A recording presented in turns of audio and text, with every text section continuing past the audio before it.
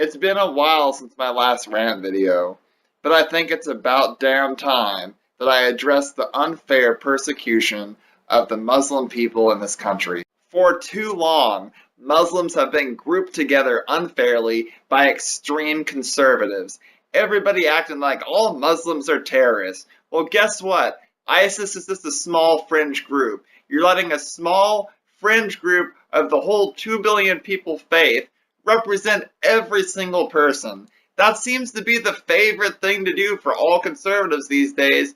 100,000 out of 2 billion people are horrible people, but then you represent all those 2 billion people as bad. Well, guess what? If 2 billion people were terrorists, the world wouldn't even be here by now. Wake up. Are you guys freaking stupid? You may now be saying to yourself, wow, he's being harsh. Well, guess what? You guys are harsh and unfair to so many people, so guess what? Freaking deal with it. You want to hear the truth? You want to hear it like it is? I'm gonna freaking tell you like it is. First things first, let's clear up all the differences between Shia and Sunni Muslims out there to all the people that are too ignorant to get it. Yes, guys, there are different versions of the Muslim faith. You guys, this is where the hypocrisy comes in. When it comes to Christianity, there's a lot of different interpretations. There's some left-leaning Christians, there's Baptist Christians, there's extreme fundamentalist evangelist Christians.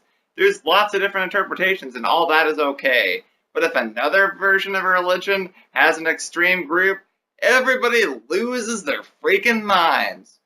But it's okay for you. Do you see that hypocrisy? Do you see why people can get angry about it? When it comes to Shia Muslims, after Muhammad died, which is their messenger of God, they follow the teachings of, I believe, his son or son-in-law. The Sunni people follow the teachings of Muhammad's companion. From the outside looking in, I personally see the Shias as more of the calm view of the religion, and Sunnis as the more strict view of the religion. If you guys are going to try to say that all these views are wrong and should not be allowed in this country, then guess what you're actually taking away? You're taking away freedom, because part of freedom is the right to religious freedom, not the right to just practice Christianity, the right to practice any religion you want, think how you want, and do what you want. That is what real freedom is. And if you're against that, you have no right to call yourself a patriot. All you really are is an anti-patriot. I think of myself as a patriot because I know what this country can be. But guess what? A group of people is holding us back, and that's extreme conservatives. Not all conservatives are bad, but all you extremists out there that group everybody together, you guys are bigots, and I'm tired of your crap. You're holding us back. We want real freedom. And when it comes to ISIS, since you love to group people into them so much, you guys need to know where their views align with. Their views are an extreme fringe version of the Sunni faith. Not all Sunnis like them. A lot of Sunnis hate them. Just like how there's Christian fundamentalist evangelists that are extreme, and then there's also people that align with racism and the Ku Klux Klan that say they're Christians too. Not all evangelists are in the Ku Klux Klan, so not all Sunnis are in ISIS. Seriously? And then when it comes to the whole idea of extreme Christians acting like every single other religion is following false idols, when it comes to God, if you believe in that, the only difference when it comes to God in the Muslim faith is that they say Allah instead of God. Allah means God in Arabic. That's literally the only difference. Is that a false idol? No, it's a different interpretation. You have a phone in your pocket that can browse the World Wide Web and give you all this kind of information that people have to go to millions of libraries before back in the day. You have it in your pocket. Use what you have.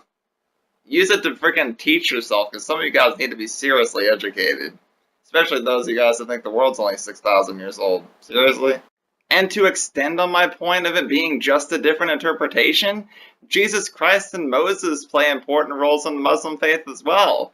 There's really a lot of similarities in it, just a little bit different interpretation. In our world's awful experience with ISIS, the actual majority of people that have been murdered are Muslims themselves. Way more than any Christian, way more than any American.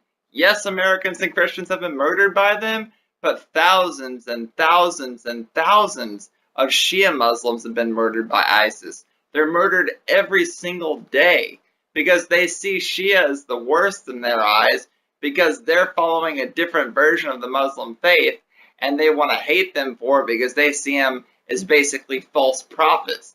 Yes, Sunnis have been murdered by them too, but in all that murder, all that hate, trust me guys, most Muslims denounce ISIS because of all the people that they've murdered in their own faith.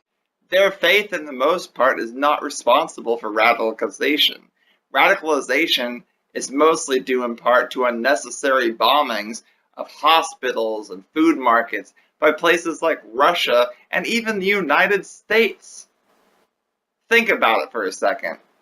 If your family was blown apart, if you saw their limbs everywhere, don't you think a few of those people might have a mental breakdown and might get radicalized by groups like ISIS?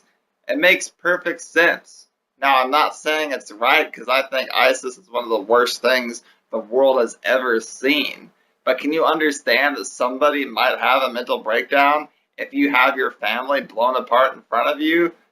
That's a lot more responsible for radicalization than any religion will ever be. I think one of the best ways to get to extreme conservatives is bring up that in their faith, Jesus grew up Jewish. After he was initially Jewish, he became other things. But he was also born in the Middle East. He was Middle Eastern. If he came back for a second coming, and he's in this country, you'd call him one of those Arabic people. You'd want him kicked out of the country. You'd say, get the heck out of my country. Don't want you here. You're not welcome here. You're a freaking terrorist. If you didn't know he's Jesus Christ, he'd see you like that, and he'd be disappointed in you. He's the kind of guy you'd want to kick out the country if you saw him right now. He was Middle Eastern. You can think he was white all you want, but he wasn't. He was born in the Middle East. It truly seems like history is repeating itself with Muslims serving the purpose of what the Jewish people went through in World War II. It's honestly extremely sad, and honestly even more depressing that people are too blind to even see it happening right in front of their eyes.